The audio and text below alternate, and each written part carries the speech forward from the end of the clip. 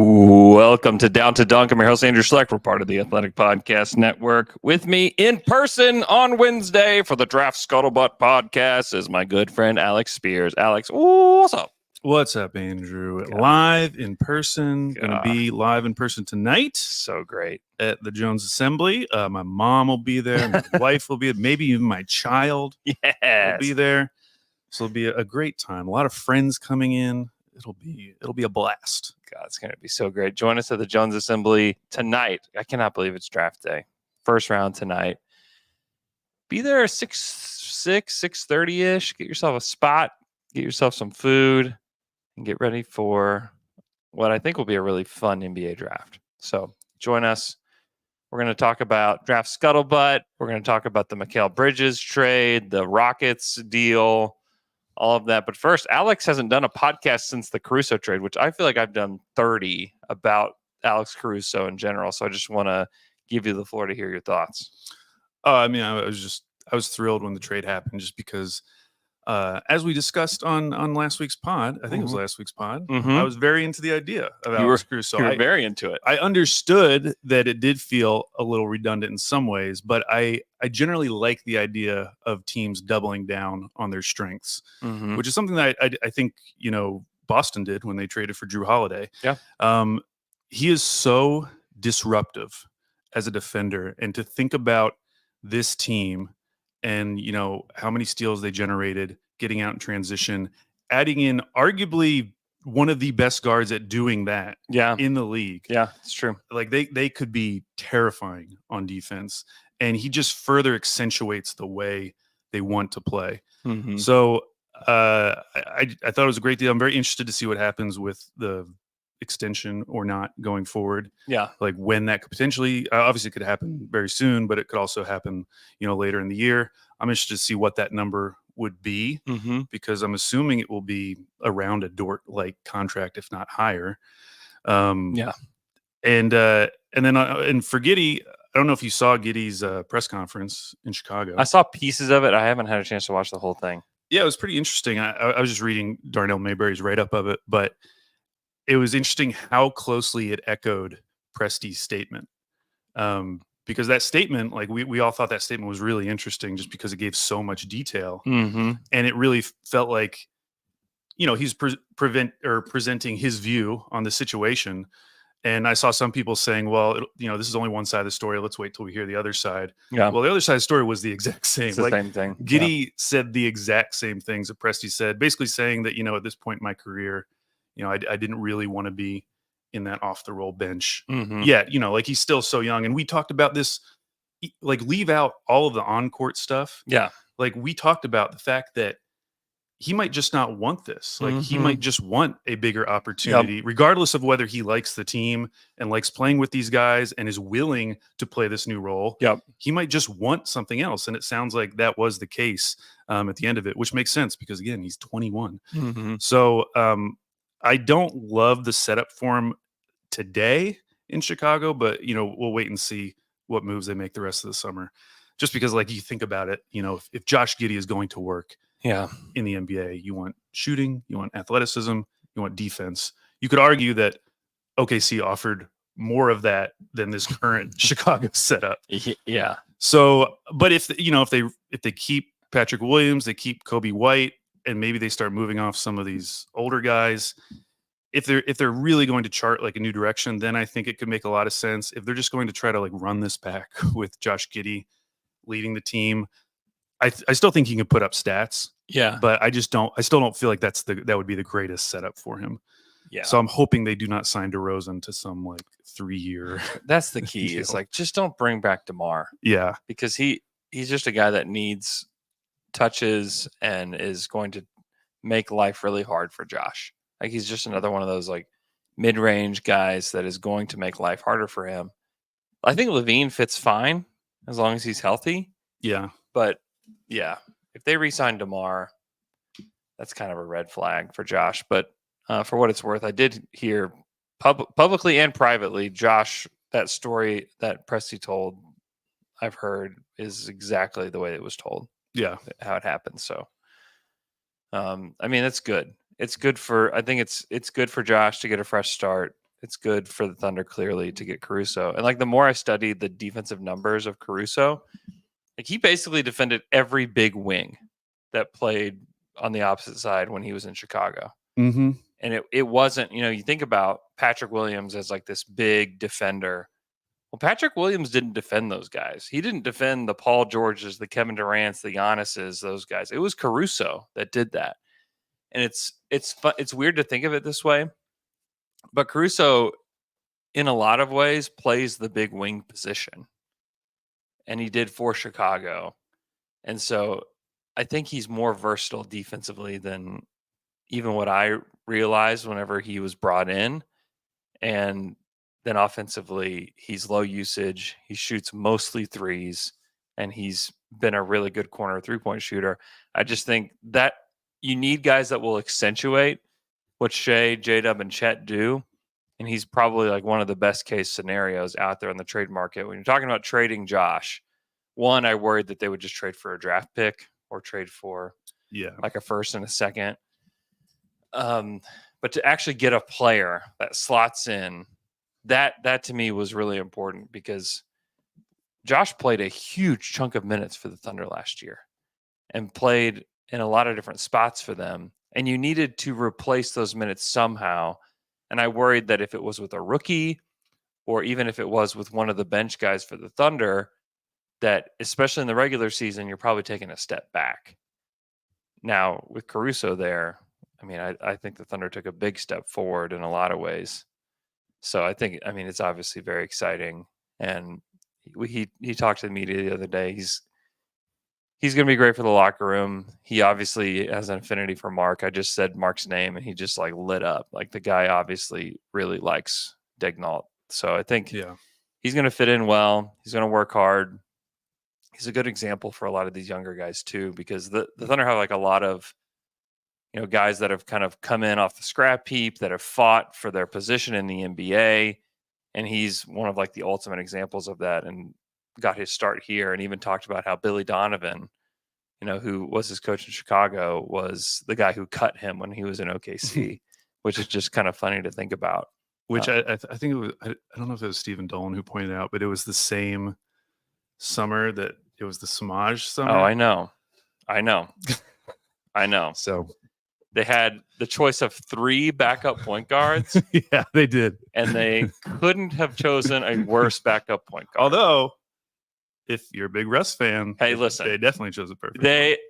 I still have the theory stands that Samaj was there to help the plus minus. He was a sleeper agent. He was. Yeah, the other thing about Caruso, as much as I liked him, the thing that I didn't really click with me is he has such a baseline of playmaking chops that I wasn't aware of. Yeah. His assist percentage the last 4 years has been over 15%, was like 16 point something last year.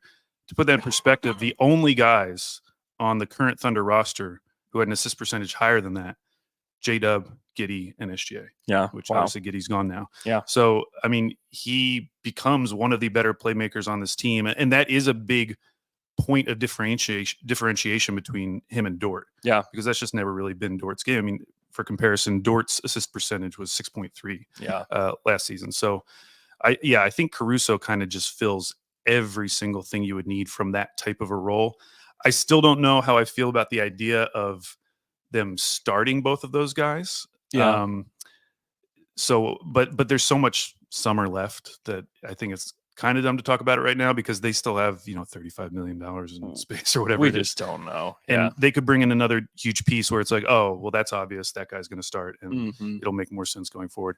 The other thing I like about Caruso is he's never really played big minutes. And we've talked about this a lot with the idea of some other guys bringing in where, they're used to a starting position. They're used to playing, 30 plus minutes a night. That's never really been Caruso's game throughout his career. Yeah. Even last year, when you feel like by this point he's reached a certain level in his career, he's still averaging under 29 minutes per game. So I think you can, if they decide to keep all these guys with like Cason Wallace, Dort, and Caruso, you can keep them all really fresh and play them all, 25 or less minutes a game. Yeah. And which I just think would be awesome. Like imagine just having 48 minutes of just this constant stream of elite point of attack defenders. Yeah. I think they could do some really cool stuff. I'd still like them to get another big, and they have the space to do it, so we'll see what happens. Yeah. But yeah. as a first move, this is like about as perfect as you could get. Yeah. He also, people are like assuming he's going to start. He may start. This may be the group they go with. They'd be really small, but I think that his ability to defend bigger guys, I think, was something that I definitely undersold whenever he first got here. But he's also come off the bench a lot. Even last season for the Bulls, he came off the bench a chunk of time. And so I think that I don't think there's going to be any issues with any of that. If he is a guy that comes off the bench, he'll be, I mean, that'll be a huge boost, obviously defensively. And then offensively, I think that he helps too, just to be able to move the ball, like you said, and then shoot threes. Just having another competent role player and a guy that, I mean, would you say he's like the 5th best player on the team now? He's 4th. 4th best player on the team now? Wow. Okay. I think it's pretty clear. I understand. Like, we love all the guys on the Thunder. We love the guys. We think the highest of them. Think highly. We're not watching the Bulls. Okay? We're not watching them.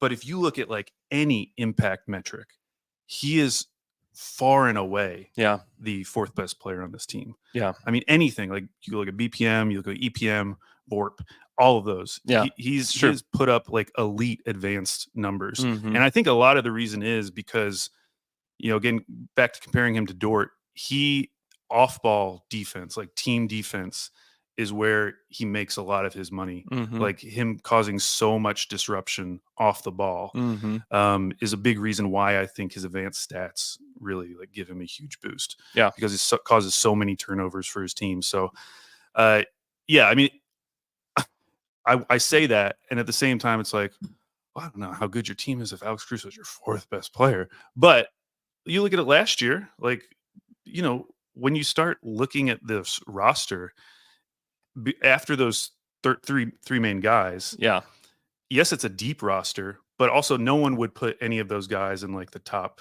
probably 60 players in the NBA. Yeah. So I do think you get one of those guys with Caruso, and then if you can get one more, with this space, Dort was clearly like their 4th best guy, and that's the thing too, is that their 5th best guy now is. I mean, I think you're just better. And also, we don't know what Cason Wallace's development looks like between year 1 and 2. So I think like those factors exist. And then like if it is, maybe Cason Wallace improves a lot, and it's like Caruso, Dort, Cason Wallace, Isaiah Joe as like your next 4 guys. Like that's not bad. And if you do get, let's say you get a backup big within that, maybe Hartenstein, we can talk about him again, where he may become available now.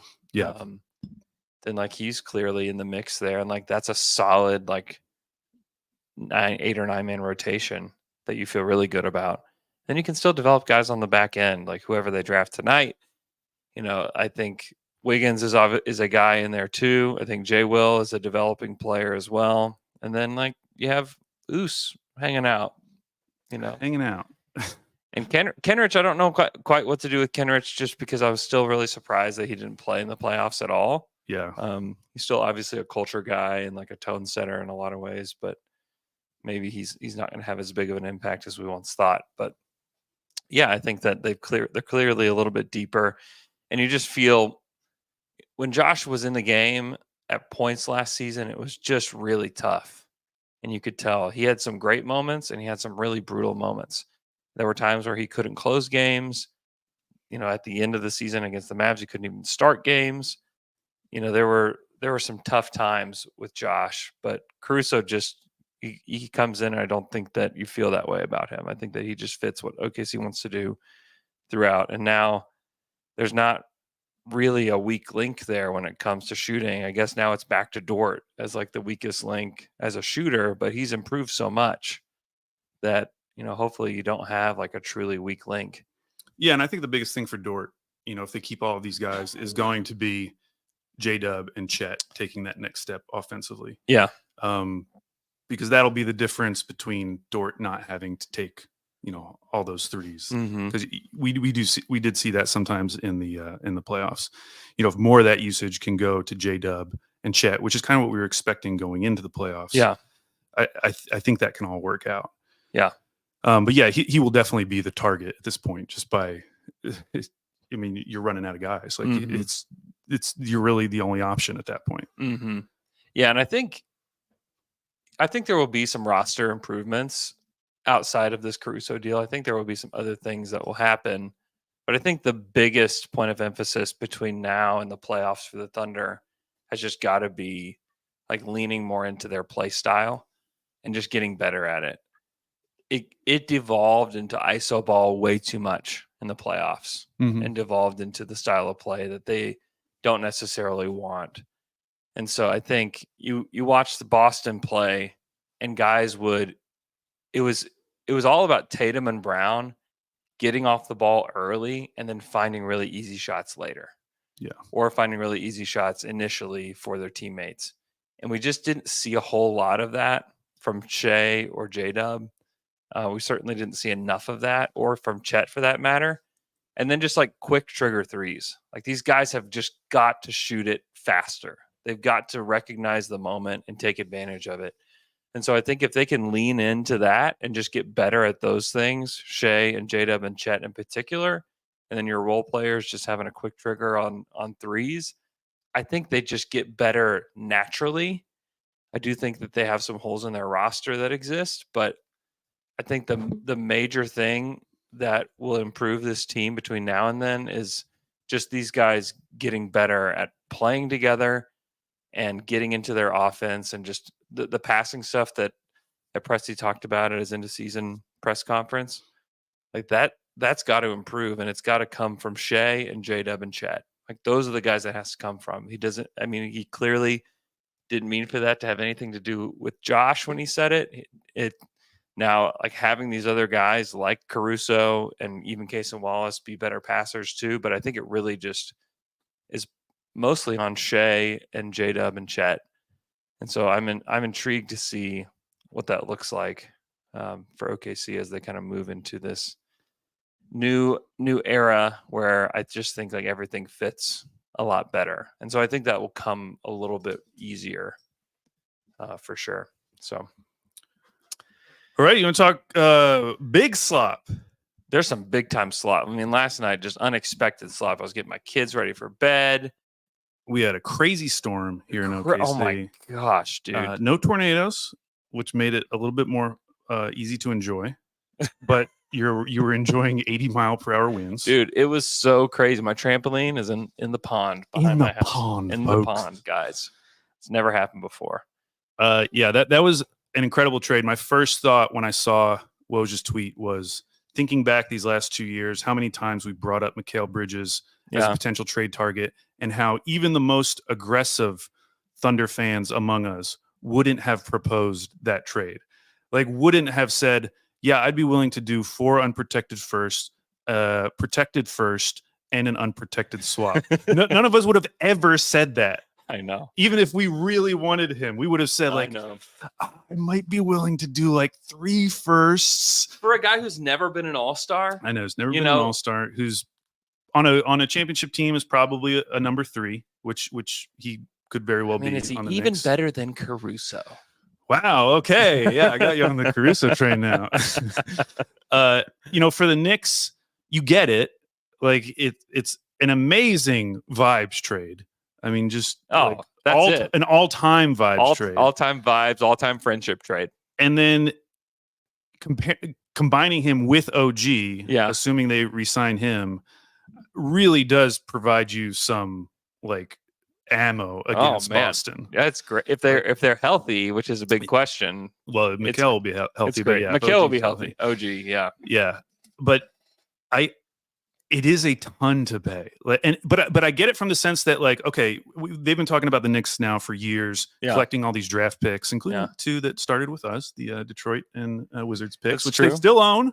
They still have them; those are still live out there. Hey, shout out! If they looked at everything and said, "Well, we don't think we're getting Giannis. We don't even know if we want Embiid anymore, but like we're not getting Embiid." Yeah.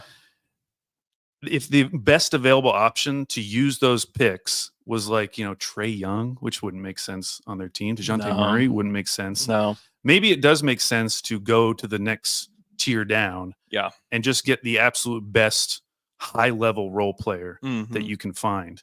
And so even though it is an overpay. It is an overpay. Oh, yeah. For a guy who's never made an All-Star game. Without a doubt. I do get it because their team is good right now. Yeah, maybe there will be a better star available in a year or 2 years. But if you can get this guy right now and go into next season as probably like the undisputed number 2 in the East. Yeah. I don't hate it. Yeah. Even though it is so many picks. And now Josh Hart doesn't have to play 48 minutes anymore. Well, we'll see.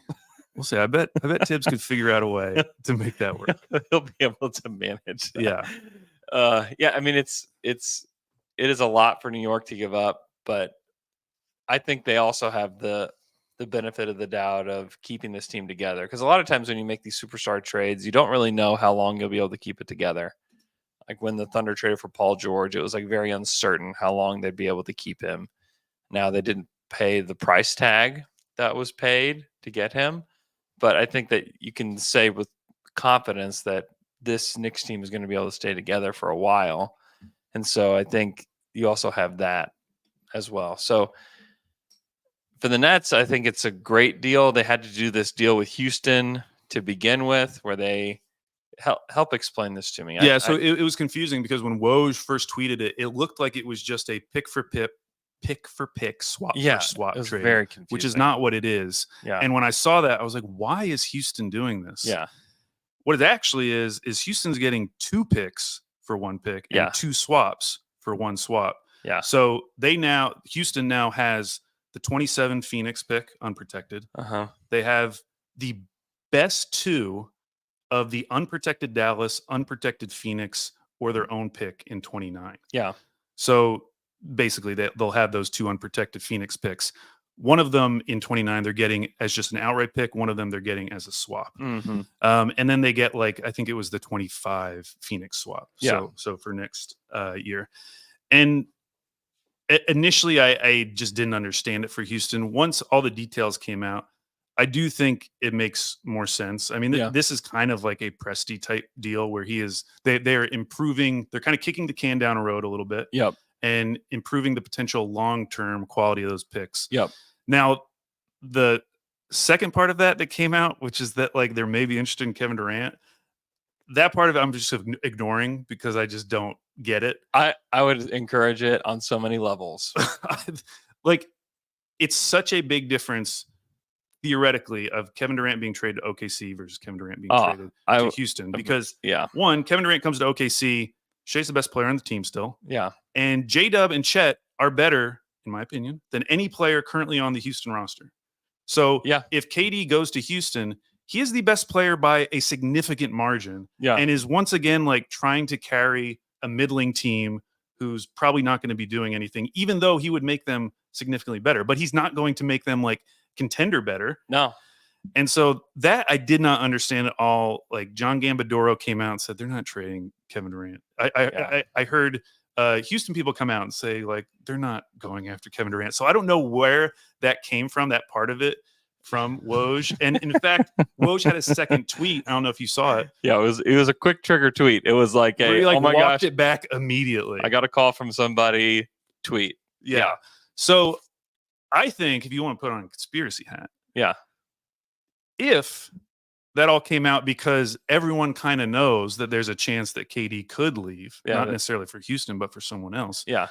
Any trade that Phoenix makes, if they're trading out KD, they're going to get worse. You're not going to get a better player than Kevin Durant. Yeah. And you're now going to have a team with Devin Booker and Bradley Beal.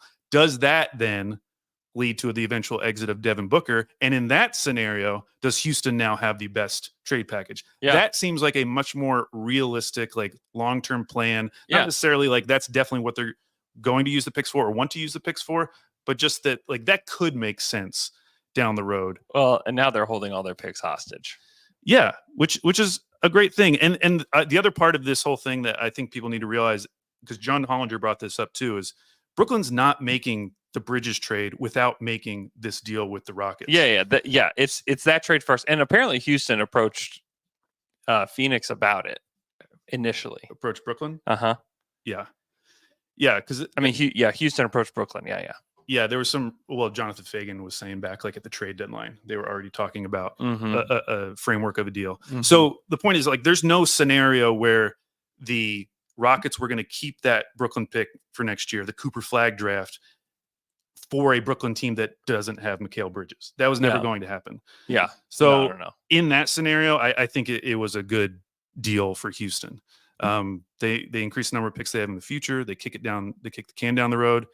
They now are set up better for a big trade in like 2 years Mm-hmm. than they would be to make a big trade now. Of course, all the like they're even set up now to be able to do it. They are too. So yeah, that was super interesting. And then on Brooklyn's side, like, what an incredible haul for Mikal Bridges. I mean, the trade frameworks that were being thrown out like as fake trades didn't come close to what they got back from Mikal Bridges, and then to get your own picks back in 25 and 26, or at least control of them in 25, 26, like a really great start. Like, this is what we always talk about. This was the difference between OKC versus Detroit. Or Orlando at making that Vooch trade. Yep. Like, you need a trade like this. You need a Kickstarter trade. Yes, and this is absolutely a Kickstarter trade. Yeah. And so now the question is, what else do they do? You know, they have Cam Johnson. They still have Dorian Finney-Smith. We know now that they want to be bad because this first time in NBA history, I have to assume, someone traded extra picks so that they could be bad. Yep. Which is incredible. So you figure both of those guys are available. Yep. Who knows what the cost is, but actually I have a list of the Atlantic free agents because we'll do the Atlantic division next whenever we do that. Yeah. But those will be two names we talk about. Yeah, for sure. I think DFS feels like a cheap option. Like, I don't feel like that'll cost you that much. I don't think he'll cost you that much. I've been looking into him more. He has not been great in like the last couple of years. Okay. And so I do worry about that being a guy. The idea of him I thought would be good for OKC. He's on a decent contract. He's 14.9 next year, 15 the following year. It's a player option for 15, so my guess is that he'll opt into that. But like from the corners, he was 35% this past year. The year before, 28% from the corners. Well, the crazy thing about him, because we think of him as a 40% shooter, which he was in Dallas. Yeah, but he has not shot above 36% from three in 3 seasons. Yeah, and he's 30. He's 31 actually. He just turned 31 in May. He's also, when you talk about like a rhythm player, he's just not that. Like I could see him going back to Dallas and having some success, but I just have a hard time seeing him being a guy in OKC, being a guy that they would, one, have interest in, and then two, being a guy that could fill that role well. What about Cam Johnson or Cam Thomas? Is Cam Thomas like the least Thunder player? Like it's the hard worst to trade target? It's hard to imagine a player that is less thundery than him. You don't want to just bring him off the bench, let him cook. Actually, I'm very excited for Cam Thomas next season because he's the tank commander, man. I'm assuming they're going to let him do. He is going everything. He could average 35 a game because he may have 27 shots to take. That would be incredible. So I would very much welcome that. I'm way more into the idea of Cam Johnson. I like his size. Obviously, the 3-point shooting is real with him. I don't know what it costs. He's more expensive than Finney-Smith as well, but I just think that he's a more realistic player. He has a really weird contract that descends and then bumps back up in his final year. It's 23 this next season, 21 and 25, 26, and then back up to 23 in 26, 27. It's a palatable deal. That's one that you can make work out. He's 28 now. I would be more into that than I would DFS, but I just wonder if his defense is good enough he seems like the perfect trade candidate for the Pistons. Yeah. Yeah. Because you could trade one of their young guys to Brooklyn because Mhm. Brooklyn's resetting, and he just would fit seamlessly. He's not going to need the ball. He's going to help their spacing so much. Yeah. He's still, I mean, he's young-ish. He's 28, but Mhm. it's not, like people are talking about them trading for like Tobias Harris. Like I would so much rather just make a trade for Cam Johnson than signing Tobias Harris. Oh my gosh. Yeah. Even though it's going to cost a lot more. So I do think there will be suitors Mhm. if and when like his name comes up in trades. So Yeah. yeah, it would cost for the Thunder. I would assume it's going to cost like the equivalent of 2 first-round picks. Now that could be like a pick and a player. Yeah. Um, Would you trade pick 12 and I don't know what else? let's start with pick 12 and Wiggins. That's a low ball offer. Okay, we're starting low ball. Seems like a high ball. Really? Do you say high ball? Can you say high ball? I would start there, and I would offer that, and I would be fine with that deal. Yeah. I would assume they would want more than that. Although it would be nice for them to get into this draft because they don't currently have a pick. So, yeah, getting a lottery pick, even in a weak draft, would be valuable, knowing that they're going to be shipping a lot of these guys out, and they'll have minutes. Mm-hmm. But I'd start there, and then maybe increase a little bit more. Yeah. Yeah, I mean, I think that he is a complementary player, which is I think where you kind of have to start with the Thunder is like how do you best complement Chet and J-Dub and Shea as they move into this next era together. And I do think that Cam Johnson fits that because he takes a ton of threes. He's not shy about it. He's improved as a defender and a passer. I think that he's fine. He's not a good rebounder. A lot of that is he's a more perimeter oriented player, but that was one of the knocks on him coming into the NBA. It's like he's not going to be a strong rebounder. And so I do wonder about that. And the thing about like the Thunder have the benefit of time too. Like I know they're going to do something I think they're going to do something else this summer, but they do have the benefit of time. Like if this is the team, let's say they picked at 12, they got a backup center, and that's kind of how they went into this next season, with the intent of carrying some cap space so that they could extend Caruso in the season. I think that they're going to be one of the best teams in the West already, and so I think they have the benefit of time on their hands where they don't feel like the pressure to have to do something right away. To like, oh my gosh, Cam Johnson, he's tall and shoots threes. Go get him now. I just wonder if they would rather wait than deal for him. I do like him. I think that there's definitely some things that make sense, but I think like you have to consider what the Thunder already have before you move out. And that's why like listen, there have been rumors about KD and Paul George and those guys, and Hayden Bonine in the chat gives us a super chat. He says, who's more likely, Larry Markkinen or KD? Honestly, other take coming out of the Bridges trade. Yeah. Remember a few weeks ago, I was like, they could throw 6 picks at Larry Markkinen, and I was kind of just saying that, just choosing a random number. Yeah. That legitimately might be the cost. That might be it. If you're getting 5 firsts, 4 unprotected, and honestly, the other one is top 4 protected. I know it's a Bucks pick, but still. They might be asking for 6 picks for Markkinen. Yeah. Now he isn't expiring. You do get the extra year of control with Bridges, but Larry's a better player. He's been an all-star already in the West. So I legitimately think it would cost 6 first. Yeah. Like he would be cheaper, I think, than trading for Kevin Durant. Oh, without a doubt. He's also a lot younger. Yeah, even though Durant has the extra year of control.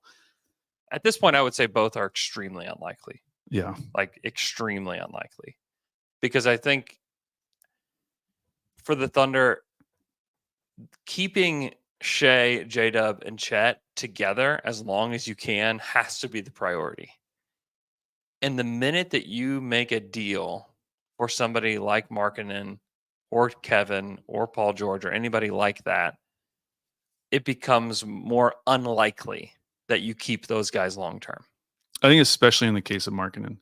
Yeah. Because you know that next summer you have to offer him a max. That he's getting a max next summer. Yeah, and also this maybe undeserving of a max. Ooh, wow. And you think he's been boosted by his Utah time? Yes, I do. And if trading for Markkanen and giving him the max pisses off J-Dub or Chet or somebody, because what happens when you bring in a guy like that? You know what happens? They lose touches. They lose shots.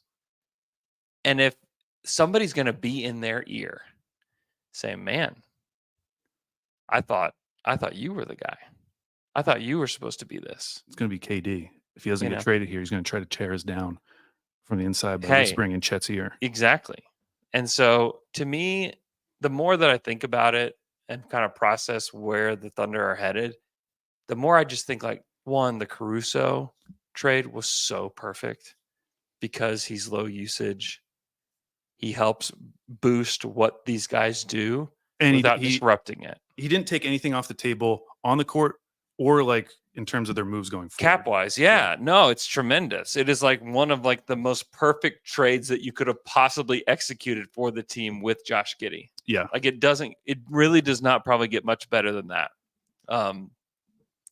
But I just have a hard time imagining, and I know they have the cap space. I know that they have like this 2-year window, but I think that if you're the Thunder, I think that you have to think about the 2-year window as being like time that these guys mesh and like willingly sign these extensions at the end and get all the years, all, everything, into these next deals. Whereas if they trade for somebody else who takes touches, who takes things off the table for them, then what? Because I truly believe that J-Dub and Chet are going to be all-star players. And I think most Thunder fans believe that. And if we really think that, I just have a hard time believing that they're going to have 4 max level players on their team. Yeah, I think that's going to be tough for any team going forward.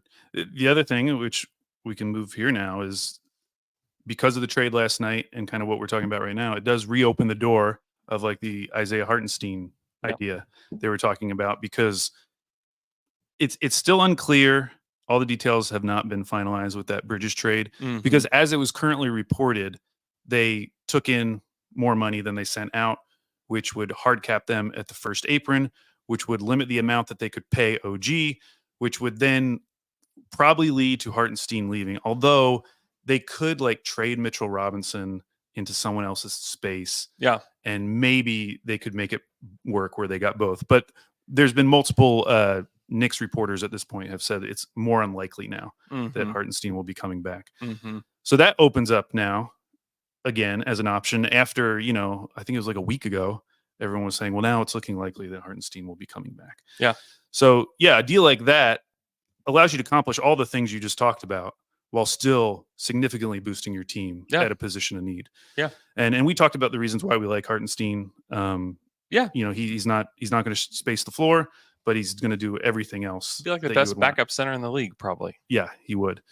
So I'm still into that idea. You may be able to get him for less too now than we were imagining. You think? So who are the teams with space again? I mean, Detroit. Who knows what Detroit's going to do? Do they love big men anymore in Detroit?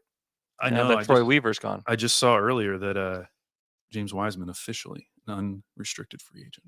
Well, hey, looking for a backup center. Maybe we should talk about him. No. It does feel like they'll probably look for a center because, one of the young pieces they could trade would be Jalen Duren, but also like Jalen Duren just doesn't look like he's quite ready yet. Yeah, and also like why would you hit the eject button on Jalen Duren when he was I think he was the youngest guy in their draft class. Yeah, he was. I don't think they hit the eject button, but they could use another big. I suppose. I just think Beef Stew is a center as well. Yeah, and I wouldn't want to put my assets into another guy who's not going to shoot. So I wouldn't. Then you have the Spurs who have a ton of space. It's not going to be the Spurs. No, it's not going to be the Magic, who I know have space. They got so many bigs. So, yeah, the number of teams does get pretty small. And you can't even factor in like trade teams because again, like the Knicks aren't going to be able to make a trade where they bring back in money No. in this scenario. So it's either going to be the Knicks moving on from Mitchell Robinson, which could be a possibility, or maybe making like a Julius Randle trade to clear up some of this space so that they can bring back Hartenstein. Yeah. I hate the idea of them losing Hartenstein because if you're just relying on Mitchell Robinson going forward, great player. Bunny outside your door. There's a bunny outside. Got a lot of Andrew's bunnies, door. man. There's a lot of bunnies here. I also saw all your geese pulling up. Oh yeah, they're hanging out in your That's the front crew. yard. That's the crew. Yeah, I just don't like the idea of kind of putting all of my center hopes on Mitchell Robinson. I mean, they'll have other options. They can play small.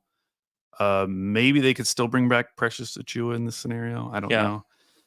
But yeah, it seems like it could be a possibility. And we've talked about it. Like if they could do a 2-year deal or even a 3-year deal with a team option and kind of overpay him a little bit. I think we were talking about like $25 million. I'd kind of be into it. I'd still be into it. Yeah. Because and if that was their whole summer, just bringing Caruso, signing Hartenstein, I would feel pretty good going into the next year. Yeah. Because it allows you to accomplish everything you want to accomplish in terms of internal development while also significantly boosting your team in the specific things they might have been weak in. Yeah. The only thing at that point you would maybe be missing is getting like one more shooter/scorer off the bench. And maybe that's something they address in the draft. Maybe that's why Sam Vecini keeps mocking Bub Carrington to the Thunder. Bub and Dub. Yeah. Bub and Dub.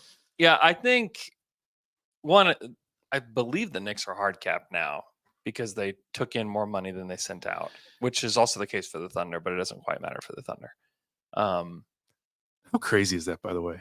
That the Thunder, a team with $30 million in space, gets hard capped because they take in $1.5 million more than they sent out. That's so stupid. It's a silly rule, for sure. It's a silly rule. The CBA is going to be so restrictive, and that's another reason why you have to be so careful with what you do. This is why, like a Lauri Markkanen deal, I feel comfortable saying it's not going to happen because I just cannot imagine that they're going to put themselves in that situation cap wise this early in like the process with this team. You know, I think that it's hard for us to even wrap our minds around the fact that Chet has only played 1 season and that J-Dub has only played 2 seasons in the NBA. Like this team is going to get so much better.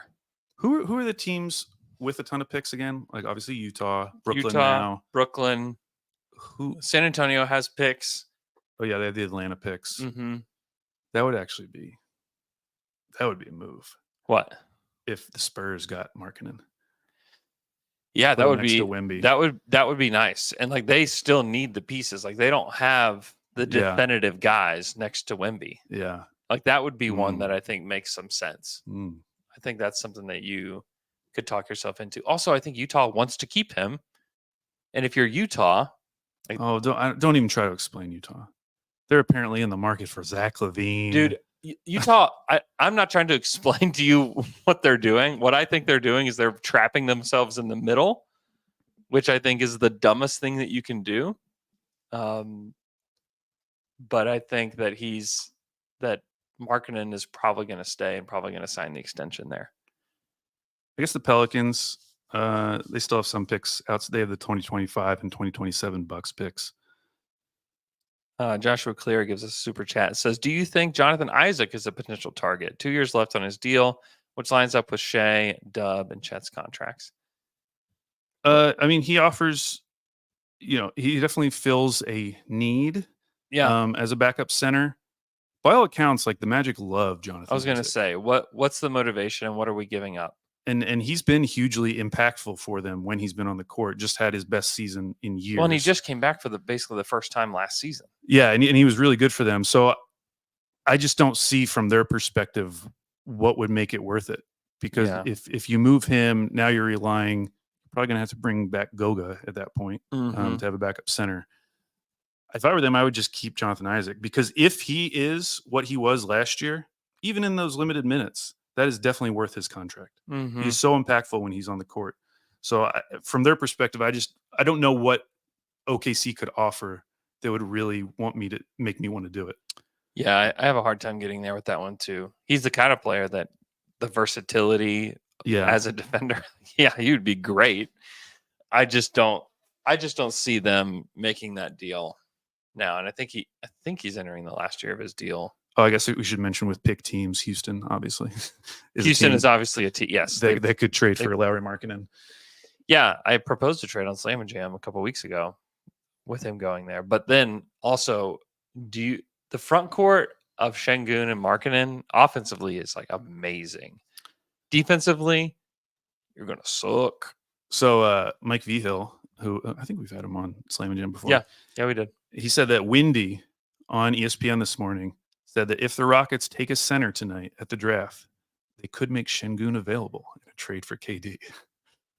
How funny would that be if they draft Klingon at 3 and then trade Şengün as part of a KD deal with their picks? That would be hilarious. And and if you're the Suns, well, like we talked about, go ahead, Houston, go do that. That 100% does not make you a contender. No, it doesn't. Like, who's the second best player on the Rockets then?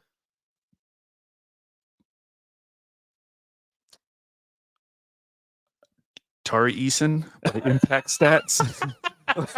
No, I'm seriously trying to think. Like, if Jalen Green can be any semblance of what he was at the end of the season for 15 games or whatever. Sure. I know. By advanced stats, it legitimately might be Tari Eason. That's problematic. Yeah, they probably have to make some other moves. I don't buy any of this. That would be so crazy for them to trade for KD. Yeah. But for the Suns. Because if you get back Şengün, you can at least lie to yourself for another year and say, why don't we just see how this plays out with Booker, and maybe Booker's willing to like do it for another year. Yeah. And maybe they can now make some other moves because that will probably free up some amount of space. Yeah. That wouldn't be like the worst outcome of a KD trade for them. Yeah. Well, and it's just funny because it's just not quite the team that you need with Kevin. Like, Kevin has struggled to have success with like proven NBA All-Stars with him. Okay. At multiple stops now. Yes. In Brooklyn, and Devin Booker, there's probably not a better like offensive player to play next to him, and it still hasn't worked. And then you're just, if you're Houston. Oh, I forgot Fred VanVleet. Sorry. He's probably the second best. Oh, yeah. Fred VanVleet. My bad. Yeah, that's true. Why did I forget about him too? I don't know. I didn't even think of his name as I was going through the roster. Yeah, but even still, though. But still, he is a champion. Still maybe Tari. He beat KD's team. After Kevin went down. Yes, he did. I would welcome that kind of trade for Houston, because I just think that is a trade that it definitely helps them move into like this next phase. But for how long? Kevin's got 2 years left on his deal. Kevin's old. Yeah, it doesn't make sense. We can squint and kind of make it make sense for the Thunder because of this 2-year window. He wouldn't have to be. He doesn't have to carry the load. Yeah, you can kind of make it make sense for the Thunder. For a team that just like wants to be better, and this is their big move, bringing in like a 36-year-old Kevin Durant. Yeah. Makes no sense to me. Tyler Nevins brings up a good point in the chat that the Rockets would be really good defensively if you took away Şengün and put in Klingon. Listen. One, we don't know if Donovan Klingon is a starting center in the NBA. I know today. There's an assumption he's like a day one, like, oh, he's going to be Rudy Gobert 80% on day one. He might be. And maybe he is. But we don't know. Yeah, that is a huge gamble to take. And also, I would laugh so hard if they took Klingon instead of Reed Shepherd at that spot. Yeah, I don't want them to get Reed Shepherd. I believe in Reed way more as a pro. I think that Klingon, there's part of Klingon's game where he's a little bit of a dinosaur. And I don't know. I just wouldn't spend the top 5 pick on that guy. I just wouldn't do it. I think that you can get centers on the market that can do what he does. Now, apparently you can trade for Walker Kessler right now. Then just do that. Yeah. Why wouldn't you just do that? I just don't. And that also says something about that archetypal player. If a team who has that player and who's shown real success in the NBA is just like, Well, all right, did you hear the reasons why? Apparently, is that like they're wanting him to work on all these like big man skills, and he just wants to develop a 3-point shot. Which, if that's really the reason, that's pretty funny. That's absurd. Because he was, I mean, annoyingly good his rookie season. Yeah, he played great. I'm pretty sure Seth Partnow picked him for Rookie of the Year, if I remember correctly. Shout out to Seth. If that's true, I don't even know what to say. But shout out to Seth. Yeah, that's wild. That's wild. Okay. Anything else league-wide scuttlebutt? We're 50 minutes in. Haven't talked about the draft at all. But we need to talk about the draft. Shall we take a break and talk about the draft? Yeah, sure. We'll be right back. And we're back after that quick break. Al, let's talk about the draft. It's tonight. It's draft day. I love the draft. I am so excited. Again, join us at the Jones Assembly tonight. It's going to be a blast. Alex will be there in person. You come meet him in person. Hey, and if you are there, just come find me. I've got stacks of Down to Dunk stickers. Stacks of money to hand out. I'm just going to be just dealing out money the whole time. No, I've got so many Down to Dunk stickers that I need you guys to put on your water bottles or your cars or something. So come and get those from me. Would love to see you guys at the Jones Assembly tonight to watch round 1 of the draft. Round 2 is tomorrow afternoon at 3:00 Central Time, which is gonna be weird, but could be fun. The Thunder don't have a pick, and could still be entertaining for an NBA fan. But the Thunder do have pick 12. Have you found your guy? Who's your guy at 12 that you hope that they take?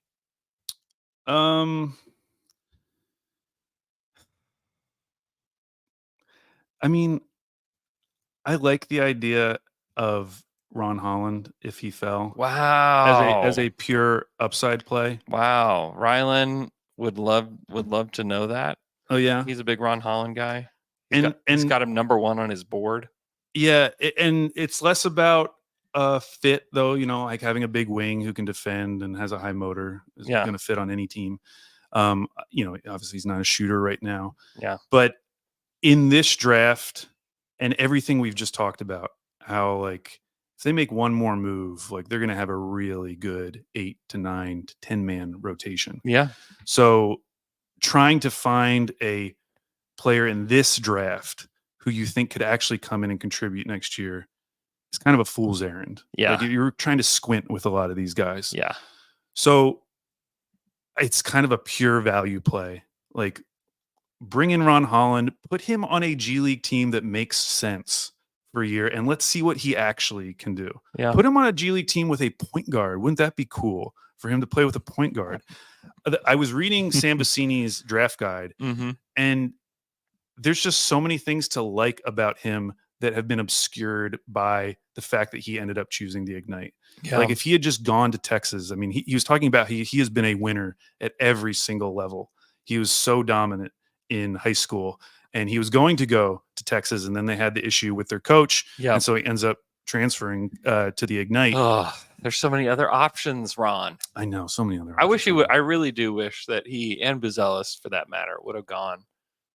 Or that the Ignite could just like bring in just a normal point guard to run that. I just team. have hated that program from the beginning. I just don't.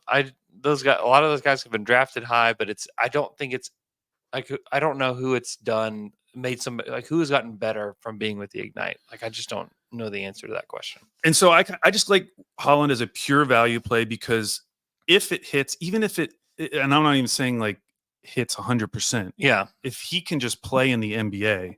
Yeah. He's going to have value. Yeah. Because a 6'8" wing who plays really hard and plays defense is always going to have value in the league. Yeah. And maybe Chip can do something with a shot. I'm not counting too much on his shot, but yeah. In this draft, I would rather at this point just take some upside. Because I don't think, I always pick the same name. So I'm going to try to pick a different name. I always say Tristan Da Silva as just like the guy that you think could just plug in and play on the number one Western Conference team. Like he does everything. Yeah. But when in reality, most of these guys will not play a single minute for the Thunder. So I kind of like just going pure upside. Yeah. If he fell to 12. And I do like the idea that people are like, well, you just take Zach Edey, and it's like this big zag from the Thunder where it's like, here's another look that you give. I would rather have the other look the Thunder give is like this crazy athletic 6'8" guy. Yeah. Rather than it being a 7'5" monster that maybe can't play in the NBA more than a handful of minutes. Yeah. Like that, I would rather go that way where there's truly tremendous upside that exists there, where if Ron figures out how to play in the Thunder system and he's big and strong and is a guy that could be a lob threat for you, like go get that guy rather than somebody that is purely going to be a backup center and probably nothing else in the NBA. Yeah, like the backup center thing, like I want someone who I know can play backup center. I know, I do. I do not want to just take a guy and hope that they're going to outplay Jay Will. Yeah. Because I don't think that's a guarantee for any of these guys. Yes. Unless you're trading up for like Donovan Klingon or something. Like Right. maybe then you feel more confident that you can step in and be a backup from day one. So yeah, I like the idea of Holland. It's the type of move where it's probably has low percentage of hitting. Yeah. But if it does hit, you're set up for the next decade.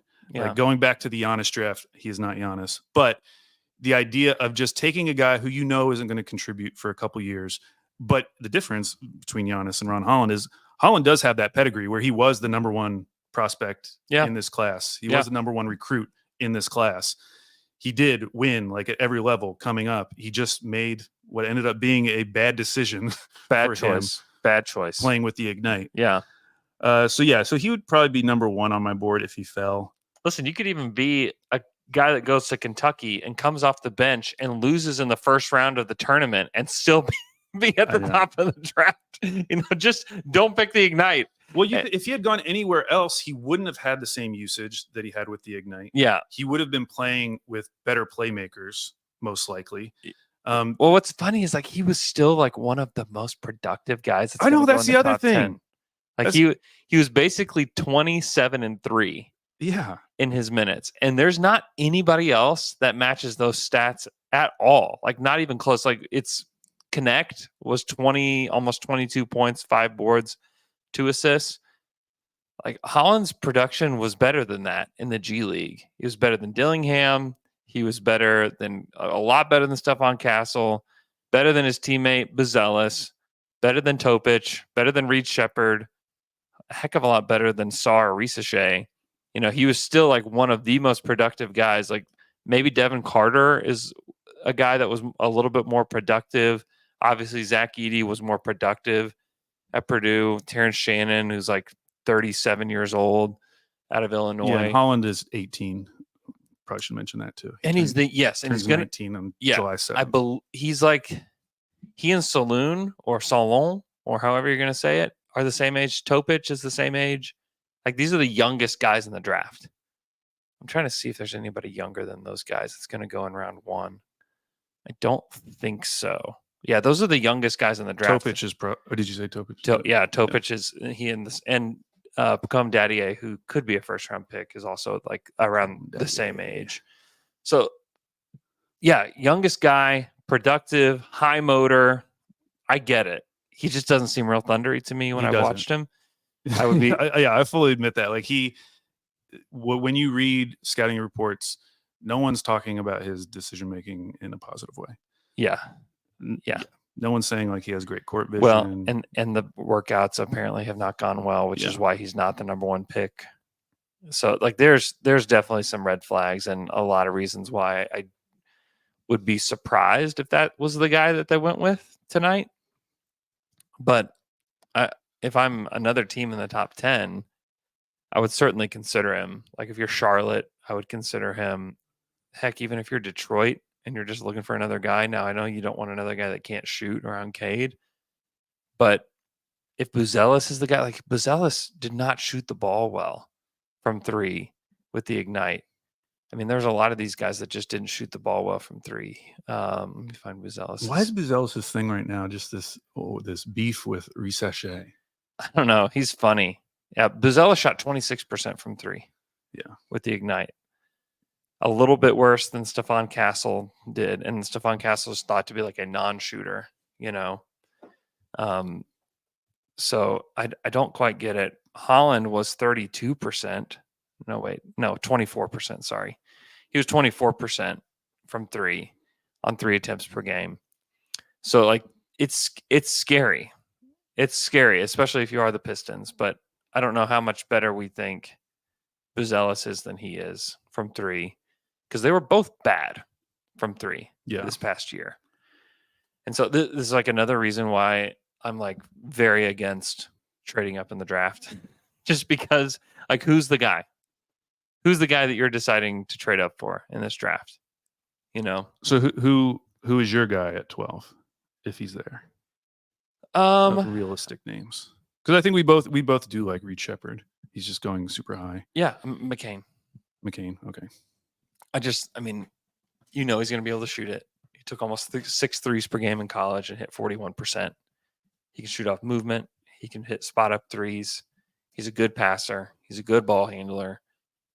He's like big through his chest too. He's not like some skinny guard. I think that I would be just floored if he was not an NBA player. Like I would be really surprised if he got to the league and it was like, yeah, he just isn't going to work out. Also personality wise, I think everything you hear about him. So even really after the Caruso trade, yeah, you're not scared off by another guard. I know he's big in the chest, Andrew, but he's not big in the wingspan. No, he's got a.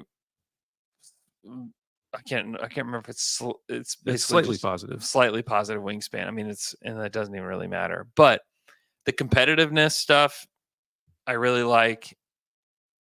I know you maybe don't want another guard. I don't want another small guard. I'd be into Devin Carter, for instance, just because of the wingspan stuff. Yeah, I just don't know I just don't trust the shooting. Oh, I don't either. I would rather have a shooter, and like the truth is, if you're going to pay Caruso, and then you're going to have to, I mean, I just wonder if you can pay Isaiah Joe. Is like ultimately kind of the question for me. Well, Andrew, what a great lead into a question I was asked on Twitter today from Pepsi United.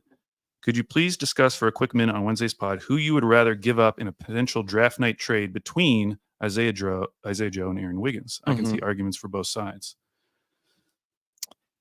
Because I think Wiggins will probably be cheaper on his next deal. How much cheaper, I don't know. Yeah. But I do think Isaiah Joe's going to get a decent deal. And then the reason is the shooting gravity. There's just there's no one on the roster who has a shooting gravity. No, who is the next best guy that other teams are afraid of and like are rushing out to close out on? I don't even know who the next one would be. J-Dub?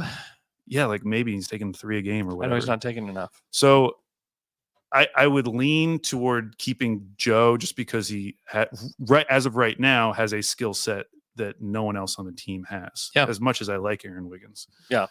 So, I would definitely want to keep Joe. Yeah. At this point. But you go into that knowing like it's probably going to cost you. I don't know what it's going to cost you. Yeah. But it might be a Dort level deal plus steal. Yeah. I mean, yes, for sure. I think plus. I think he can make more.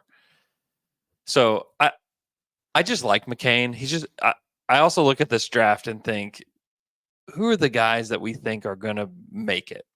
You know, and I just think he's going to make it. I think he's got some upside. I like the shooting. He's a better ball handler. He's definitely a combo guard, but I like the ball handling. I like the decision making from him. If Cody Williams is there, I like the idea of him too. Kind of certainly from the beginning is probably not a guy that can play a whole lot for you at all, but lower usage, efficient. He's got the size. He's got the length. He's young. He's 19 years old.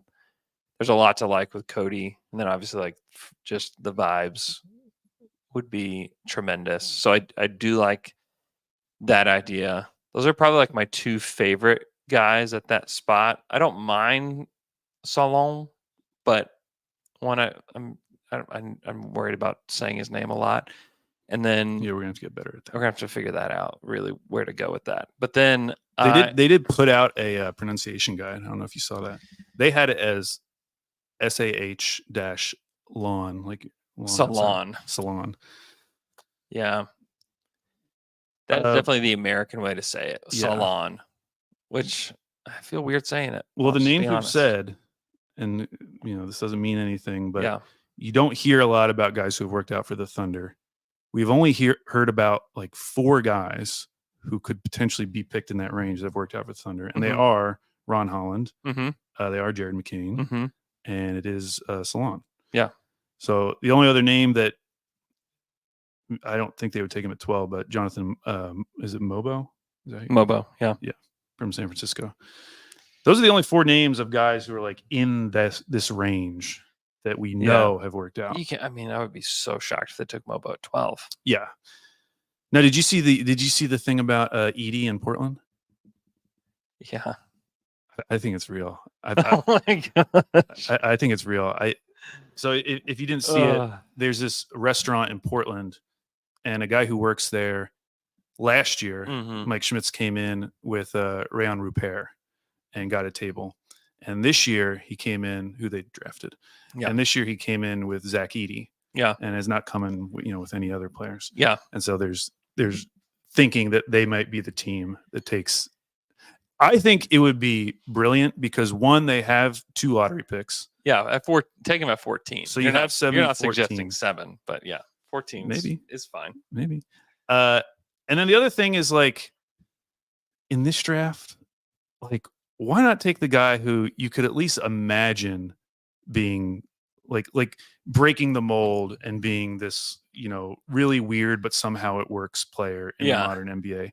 I would rather do that than, I keep saying Tristan da Silva, than taking Tristan da Silva at 14 for a Blazers team that just does not have enough talent right now. Yeah. Like, go for the swing. Yeah, he's more of da Silva feels like a safe, like, placeholder. Like, if you're Miami, you take da Silva. If you're the Sixers, if you're the Lakers. Yeah, that's fine. It makes sense there. It's fine. But when you're the Blazers and you look at their current talent level across the board, other young guys, they obviously have some talented older guys, go for a swing. Like, swing.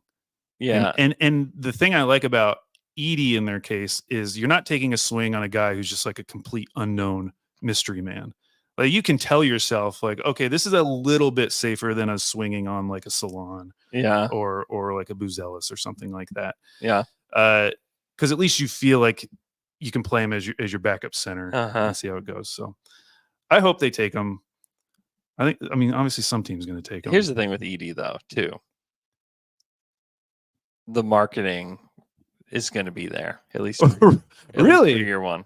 You think Edey carries that kind of anybody in this? Okay, who is going to be the most recognizable player from this draft? It'll be Bronny, probably. Outside of Bronny, I refuse to even talk about him because he's just like a mascot at this point. So, like, I'm out on even mentioning Bronny. Yeah, it's probably Edey. Zach Edey is probably, at this point, the most recognizable and marketable player in this draft class.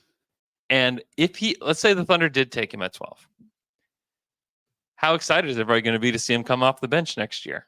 I'll be there. The Thunder.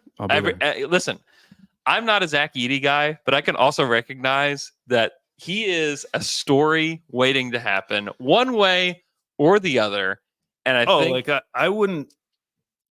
I'm thinking about, because I'm just looking at a mock right now with Reece Sachet going 1. It's like, I don't even care. Like, dude, I don't know if I'd turn on a game if Reece Sachet was playing. No one is going to care. I'll eventually check in and see how he's doing, but I'm not like I gotta see. Yeah, like, who's the guy in Summer League that you're like, oh my gosh, Edey number 1. I have to see what he does in Summer League. Yes, it's Edey. It's Ron Holland. It's Rob Dillingham. I was going to say it's Dilly. Dalton Connect. Sure. Yeah. Buzelis, honestly, all these Shepherd. guys, I just want to see if they look better. Shepherd. Like there's guys that you'll be excited to see, But Edey is definitely number at the one. top of the list is the 7'5" guy that is just a monster. That the opinions of him are so all over the place. Like some people believe he's legitimately going to be a starting center in the NBA. Yeah. Some people think he can't play at all. And these are coming from draft experts, not just NBA Twitter. So I think people just don't quite know what to do with him, and the marketing possibilities with him are tremendous. And I think that if you believe that he can play at the NBA level, that you could feel pretty confident in taking him. And I think he would be probably, outside of Cody, like one of the most fun picks for the Thunder going into summer league and the start of next season, just because it is such an anomaly. And also talking about these like just size difference between he and Chet. He's 300 pounds, and you're 7'5", and you look at Chet, who is probably 100 pounds, maybe 90 pounds lighter than him. And those are your two centers. There's something really fun about that. There's something undeniably fun about that idea. And I am more of an Edey skeptic and have been all along, but I cannot deny the excitement and the marketability of a Zach Edey really anywhere, but in OKC, it would be hilariously exciting to have him here. Now, he's very far down my list. Me and McKelly and Ryland did our own Thunder top 20 yesterday for the Dream Team show. He didn't make our top 20, but you can see it. And here's the deal. Like I personally don't know who's going to make it from this class and who is like truly the highest upside swing at 12, because I do think that there's still a lot of room to just swing for the fences and just try to get the best player possible. For sure. And not just because they're good, but also because they have the space. Like they have the flexibility to make moves and get players that we already know can play in the NBA. Yes. So yeah, it feels like almost like a free pick. They should not stay completely safe. Like a De Silva would be like, okay, I get it. But like, boy, did you try to stay too safe. And it's not a guarantee that De Silva is anything but like a bench forward. Like, right. And so if you're drafting in the lottery, I would just want more than that. I would just want to aim for more than that. And so there's a lot to be excited about. So let me ask you a couple questions about the draft. This is a very flat draft. People keep saying that. Yeah. So who do you think is going to be the guy that is like the shock pick in the lottery?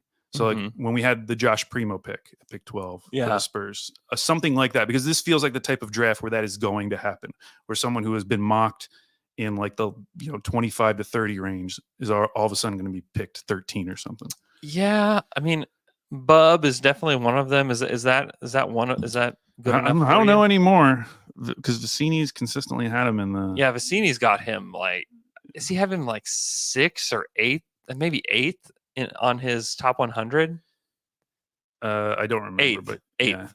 Yeah. So he's all over the place. So he's 19th for ESPN. He's 8th for Vecini. He's 17th. CBS Sports Tankathon has him 30. The Ringer 17th. No Ceiling 17th. Yahoo 12. Well, I'll give you some names, and you tell me which of these do you think would be most likely to just make a surprise appearance in the lottery. Deron Holmes, Tyler Smith, Terrence Shannon Jr. Shannon Jr. has been rumored to go to Chicago. I feel like that would be a shock pick. Yeah. Yeah. He would be one of those guys. Because he'll be 24. I was going to say he's old, and it would be like, and I just don't love the idea of taking an older guy just because you're like, I think they can play right now. Where it's, and I mentioned this on the last show with Dallas last year, how no one really, I don't think people believed that Derek Lively was going to do what he did this year. I think people would have had Omax as the guy. Yeah, probably. That would have made a huge impact on them. And so like, we just don't know. Just because a guy is old doesn't mean that he's more ready or more prepared to play in the NBA. Some of these younger guys, Lively was one of the youngest guys in that class, and he made a contribution to a very good NBA team. And so I'm out on the idea that age is a determination of who is ready and who's not. I think that is flawed thinking, and it has backfired so many times in the history of the league that I'm just out on that. Davion Mitchell was a guy that people thought coming into that draft that was like, right away. Oh, he's ready to go. Chris Duarte was another guy. 24 years old. He's got all this experience. You don't have to wait. He's ready to play. Corey Kispert is another one of those guys. Didn't work out. Tyler Hero, who I know there's differing opinions on him. He comes in and plays for a team that like makes the finals. Yeah. His rookie season. Yeah. And was good in the playoffs. Yeah, without a doubt. So yeah, I agree with you. I do think it's more about just who the player is. It's less about I just think it's flawed thinking to think that it's age that makes a player ready. It is honestly just who the player is. Like I could see Reed Shepherd coming in and simply because of his shooting be able to contribute in his rookie season. Yes. I guess he's 20, so he's not super young. Yeah, for the Bulls, no, this isn't a young guy, but I like the idea of Devin Carter there a lot. Sure. Especially now with now you do have to buy into the shot, but just having another ball handler, a guy who plays that good of defense, has that lane size. Because now you can play him, Kobe, and Josh together. Yeah. Because Josh has great size, Devin Carter has the 6'9" wingspan, and then you're not as worried about Kobe in that scenario. So I really like that one for him. I do too. Yeah, I think there's going to be a lot of surprises. I think Keyshawn George could be a guy that makes a lottery appearance. That people are like, whoa, like where did that come from? I think that's possible. Khalil Ware is kind of all over the place. Like I wouldn't be surprised. Yeah, I almost mentioned him, but I've seen him enough in the lottery. I know. But yeah, he could definitely show up there. The Firth man? The Firth man. I was asking my father-in-law about him because he's a huge Jayhawk guy. What did he think? Well, it's so funny talking to someone who like actually watches like every game of a college basketball. Yeah. Because he was like, I mean, yeah, he was good. He just didn't play that much. Like, I don't know if I have a strong opinion of him. Like, he did good with what they gave him, but he just didn't play that much. He played a lot down the stretch. Yeah. There were some after McCullough went down, he played a lot. But yeah, I mean, he's a swing as just like, I mean, he's tall, but has a slightly negative wingspan. I'm trying to think who else. I mean, I think Bub is like he's a swing for sure. That like if he is a starting level player in 3 years or out of the league, like neither of those would surprise me with Bub. Yeah. Okay, so let me ask you this because I think in general people have been negative on this draft, but as the draft season heated up, we all can't help but start treating this draft the same as we do other drafts. And we're talking about Sarr is like a Chet Light, and like we're envisioning like the best outcomes for all these guys in what we all have previously admitted is a weak draft. Yeah. So who are the guys based on their currently mocked position, or mocked range that you were just completely out on? Completely out. Yeah, like give me 3 guys that you just wouldn't take at their current range. Wouldn't touch. Reese Shea at 1 wouldn't touch it. Yes, I agree. He'd be one of mine. The athleticism. He's a perceived awesome shooter who has only shot it well for like a small stretch of his life. And I don't understand some of the analysis on him is just they talk about him like he's Michael Porter Jr. as a shooter. Yeah, he's to me, I've heard the comp of Tobias Harris, and it's like, okay. I heard the comp. Well, I heard the comp of, first of all, like current Tobias Harris, which I can get that one. Fast Break Breakfast said less athletic, worse shooting Kevin Knox. Worse Kevin Knox, number 1. I mean, he was kind of joking, but he was also kind of serious. That's funny. Keith is great. Yeah, Reese Shea, for that matter, Sarr as well. Like I would be so terrified of taking Alex Sarr in this draft. He is like consistently kind of ducked the smoke and is even now not wanting to be the number one pick in the draft and is like refusing to work out for the number one team in the draft.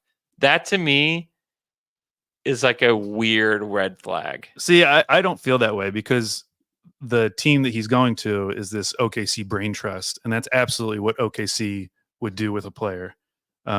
Yeah, but Chet worked out for Orlando. But wasn't it really late in the process? I don't remember how late it was, but he apparently just like left it early. Yeah, like I don't know. That feels more to me just like, hey, we have a perfect setup for you here. Let's do everything we can to get you here. Yeah, and he's in for that. I don't know. But I don't disagree with you he could totally be a bust. Like if he's a bust, who would be surprised by that? No, I mean he's got some Nerlens to him in his game, not like personality wise, not doesn't have the hot dog thing. I would actually take him number one if he was doing the hot dog thing. The difference is he has that versatility on defense that Nerlens had, but Nerlens was like such a steals and blocks machine. Yeah. Sarr is a very good blocksman, but he's not nearly the steals guy that Nerlens was. Yeah. I mean, he's a backup for Perth. I don't know. It just scares me. If I'm one of these top teams, I just take Reed Shepherd, honestly, and just bet on the 3-point shooting and the competitive nature of that kid, and just because Topic is injured, if he falls, it would be in some ways pretty funny if the Thunder took him, because the Thunder just traded a tall point guard who was not a great shooter, who didn't fit well, and then in the draft they take a tall. It's round two. The difference is. And actually, credit to Giddey because I mean he has become a very good free throw shooter. Yeah, he shoots over 80%. But Topic is like an 89% free throw shooter. Yeah, he's a really good free throw shooter, and he's an incredible finisher. So like you feel like the touch is there, and it's just a matter of time before he becomes a shooter. That's way more fair. And I actually would be in favor because that's a swing at 12. If he falls to 12, that's like a swing that's probably worthwhile. And I do think for that matter, like it is, I do think there was some disappointment on the side of both Giddey and the Thunder that this didn't work. And it was almost like they just ran out of time to make it work. The team got too good too fast. Team got too good and the contract situation hit. And this is like a slight like reset on this type of player. And you get the benefit of like, hey, listen, you're a bench player, like period, for us until you show otherwise. And you get to bring him off the bench. He's got to rehab anyways for a year, or I don't know how long it's going to take, but he's got to rehab anyways. And so you get the benefit of him coming off the bench. And if he comes in and is anything what people thought, there are some people that I know, some of the No Ceilings guys had him as their number one prospect. I mean, I wouldn't hate that at all. Size for position. If you believe in the shooting, the court vision is there. He has like the crazy deep voice. Have you heard him talk? No, I saw that tweet yesterday, but I didn't click on it. You have got to watch it. It does seem like somebody is altering his voice because he is going to be kidnapped. So like there's a lot to like about Topic. I would be in favor of drafting him if he got there. It just would be a little bit funny because of some of the characteristics that he has that are very similar to Josh. But it is like a chance to redo it under a better timeline to add like another passer that could possibly fit in with your group. And he's 6'7". And he could potentially long term fill that role when he comes back of the off the bench scorer. Yeah. That they kind of need. Yeah.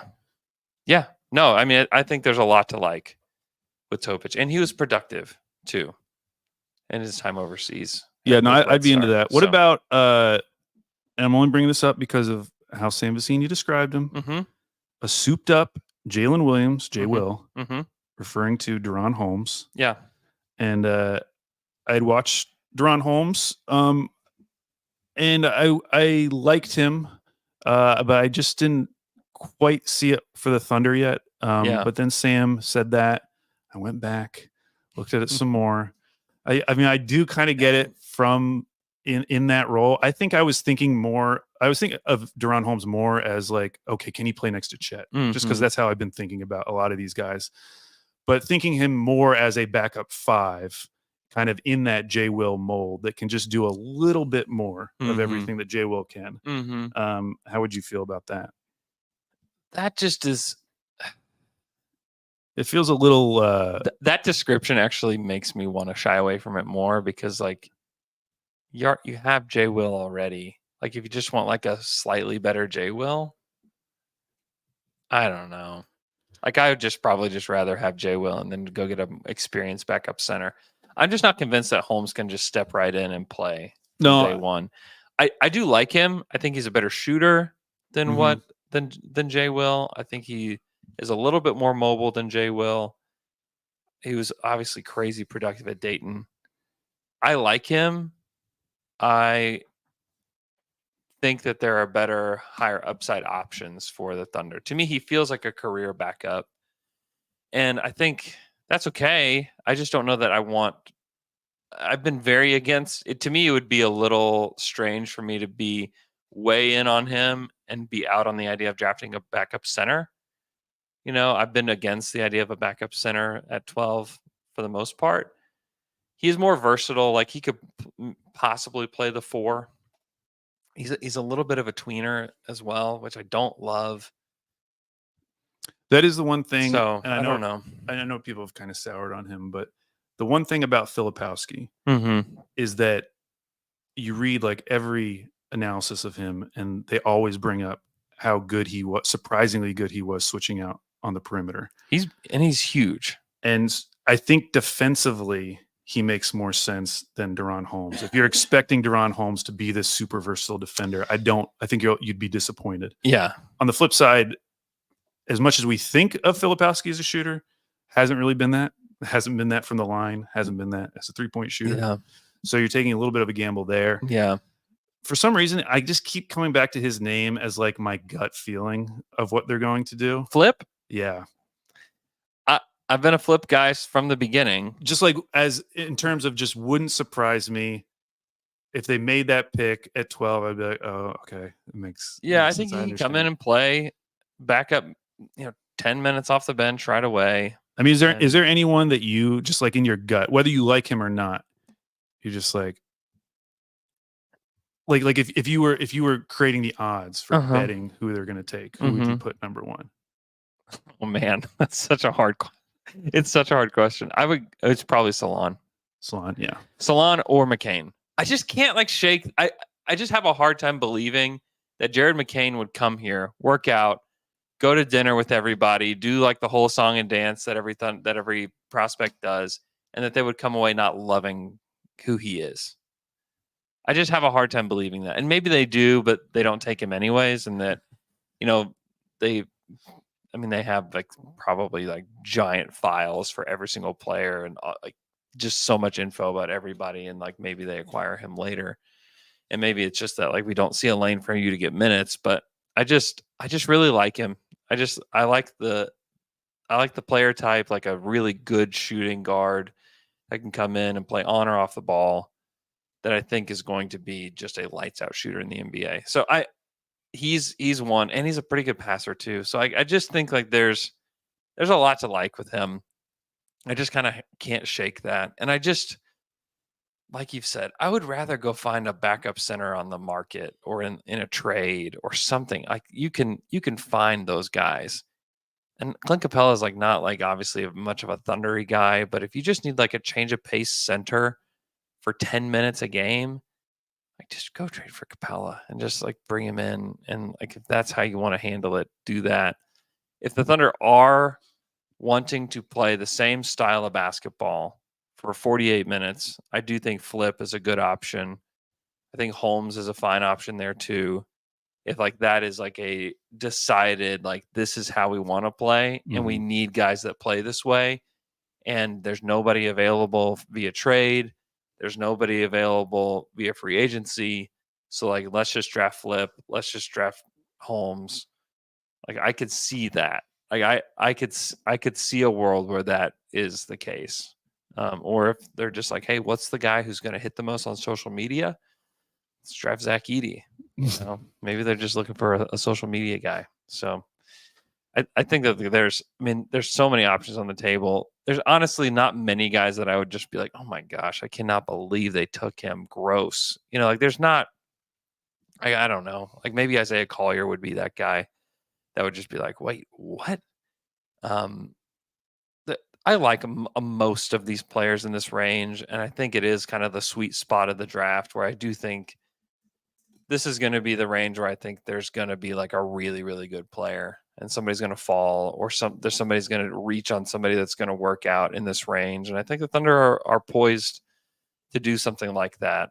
So I'm very excited about this draft and what they could do. So I don't know. That's a very non-committed answer for sure. It's just the stakes are so low, so it doesn't feel as we don't feel as nervous as we have in past years. Yeah. There's no reason to feel nervous. You should just enjoy it and join us at the Jones Assembly tonight for the draft party. It's going to be a wonderful time. So hope to see you guys there. Alex will be there. I'll be there. Elman will be there. Jay, Taylor. Poor Elman. We got a text from Elman during the pod. He lives inside the tower. Yeah. And the tower, it might break down. I was going to say, it surprised me it didn't fall. They don't have air conditioning or water today. Oh, it's terrible. It's terrible. Well, we know Elman is going to be at the Jones Assembly because he's got nowhere else to go. So everybody join us at the Jones Assembly tonight. We'll see you there. We'll do a post-draft pod pretty soon after they pick and give a little bit of analysis. So be there or be square, and we'll talk to you guys again tonight.